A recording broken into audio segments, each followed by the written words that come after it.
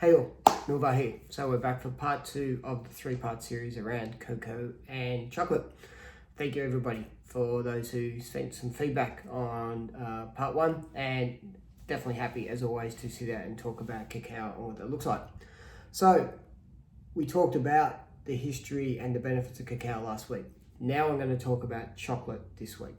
So what is chocolate? So like always, let's start with a bit of history about chocolate. So over time, cacao became known as chocolate, and it was consumed by emperors in Mexico.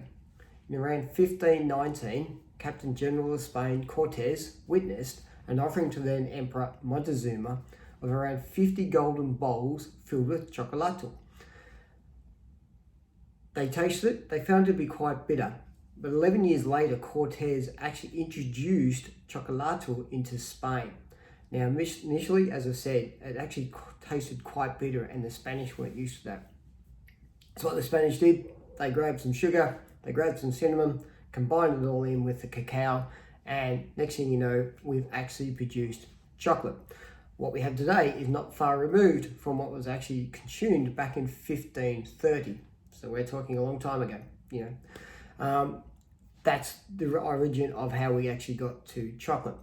So let's talk about the base ingredients, how it worked. So originally, back in 1530, absolutely, it's pretty much cacao with some sugar and some cinnamon, but they didn't actually do a lot to change the cacao bean.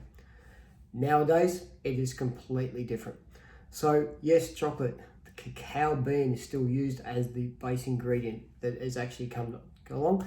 So basically, to produce, and we talked about cacao last week, to produce cacao from last week, what you do is that you get the cacao bean, you crush it down, you then heat it up so it actually melts, and then you cool it down, and that forms into a paste. It's called tempering. You only ever do it once to get the purest form. Raw cacao is the actual cacao pod. So when I had raw cacao, it's actually the pod.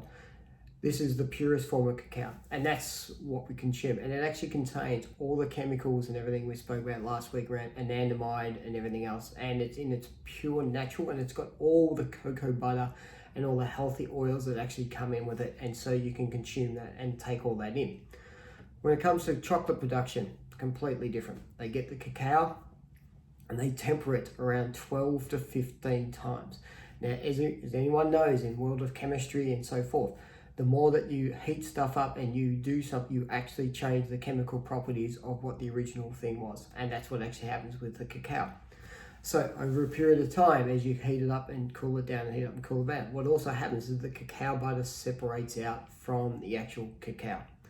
And so the cacao butter, what the chocolate companies actually do is grab that cacao butter and they sell it off to the cosmetic companies. So effectively the cosmetic companies end up having access to all the cacao butter that then actually goes into your makeups, it goes into your body creams and all your moisturizers. What's effectively left over is cocoa, and so you can go and buy cocoa powder and everything else, but that's pretty much what's left over. They get the cocoa, they combine it with sugar, they combine it with preservatives, they combine it with additives, they put all your, if you look at a Mars bar, they put all your caramel and everything in it, and you end up with this yummy, sweet, beautiful tasting chocolate bar. It is no longer cacao at all. It is completely chemically changed, and it is a completely new product.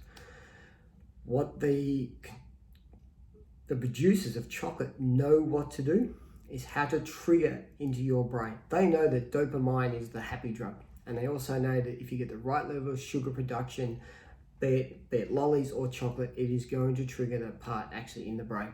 So what they actually do is that they basically bring it all around and they give it to you. So you go, comfort food, and you eat all this chocolate.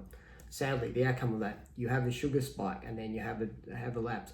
People end up with diabetes, people end up with depression, people end up with anxiety. A whole lot can actually come off with the wrong consumption of the sugars that actually sit within chocolate. I wish that was the only sadness that comes with chocolate. The other sadness comes with chocolate is, as I mentioned in part 1, over 70% of the consumption or the production of cacao is actually in West Africa. Currently today within West Africa, it's estimated there is somewhere between 1.4 and 2 million children between the ages of 8 and 15 who are working on the cacao plantations. This is child slavery at its best. What happens is, within West Africa, because it's all poor and lots of poor villages, people literally come into the village, they take these kids, 8 to 15, away from their parents, they take them off and they sell them in slave markets to go and work on these plantations in West Africa. So all the majority of the chocolate that you are consuming, be it from the companies across the world, so some of the major companies are Mondelez, that actually you might know as Cadbury, Nestle, Hershey's, Mars Wrigley, Ferrero, just to name a few of them, are all engaged in purchasing their chocolate or their cacao or cocoa, whatever you want to call it, from West Africa, from these plantations, and they are fully aware that there is child labour going on. That's how come they can produce it so cheap for you, and it's disgraceful. Now, in 2008, those companies got together and actually made a pact that, and there's about 14 companies all signed onto the same pact to say by 2013 they would no longer be supporting child labour, child slavery, and that they would actually be ethical producers of these plantations and support it. 2013 is when they promised to have it done by. This year in June, in 2021, Nestle was taken to the USA Supreme Court on child slavery charges and accusations. Unfortunately, the USA Supreme Court threw it out because the child slavery was not taking place in the USA.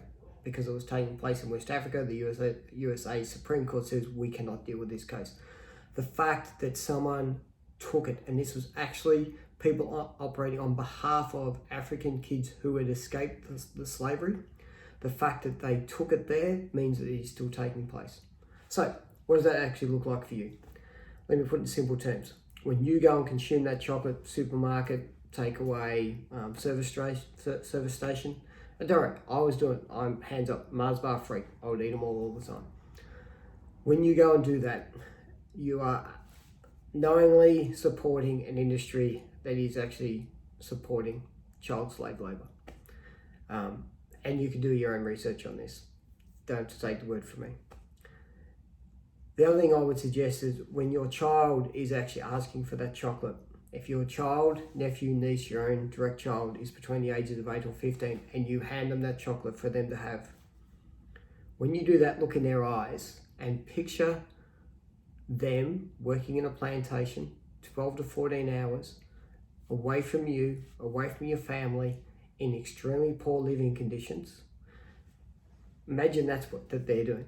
We live in a very privileged society here in Australia, and even in a lot of places around the world. But imagine if someone came to your house, took your 8 to 15-year-old child away from you and took them off, and you never got to see them again, or you did not know where they were taken, and they were actually sold for child slavery and were actually producing that chocolate you're consuming.